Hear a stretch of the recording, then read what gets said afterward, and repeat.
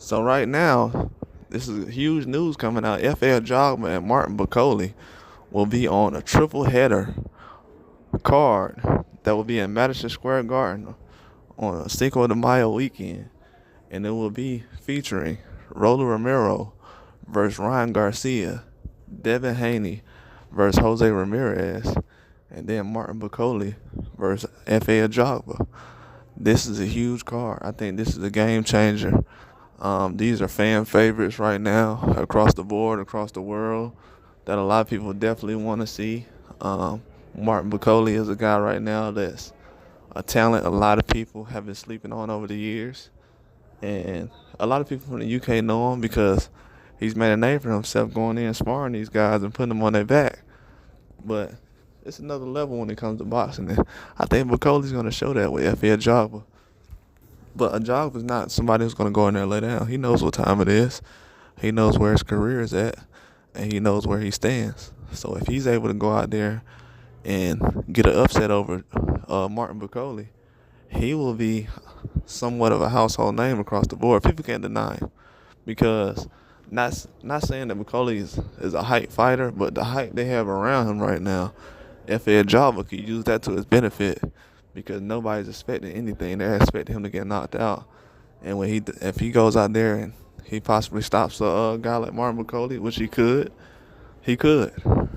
This is heavyweight boxing. Anybody can get stopped. It happens. It only takes one punch.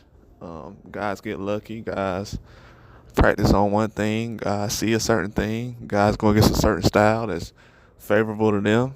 So a lot of stuff can happen that works out for them. But F.A. Ajagba is definitely trying to make some things happen against Martin Bakole. He has no choice. Nobody does. You got to take a tough fight right now. All those fights you had in the past, they have basically prepared you for this moment. And if F.A. Ajagba can go in there and swing things in his direction, this will be good. But I like to see these fighters from Africa and from UK and Europe, everywhere else, definitely decide to make better decisions for their career. They're doing a good job. And, F.A. is not really a pushover, as people really think. He did have a bad loss against Frank Sanchez, but he's not somebody that I would doubt in the long run as far as being a weak opponent. I think he's a very tough opponent who's going to go, the distance with a lot of people. And he's going to definitely show that the heavyweight division has some hierarchy, and it also has good talent at the bottom. That's one thing that the heavyweight division doesn't get credit for. A lot of people think that they have weak heavyweights. This era of heavyweights are not strong. These guys put in a lot of work. They've been developing. They've been sparring. They take their jobs very seriously. They're not going in there just trying to knock guys out. And I think that's one thing about heavyweight division that doesn't get credit for. They talk about these guys at heavyweights like they're bums, but I can make a case that the heavyweight division has had tougher fights across the board than any of the other divisions in boxing. So this is just going to solidify that.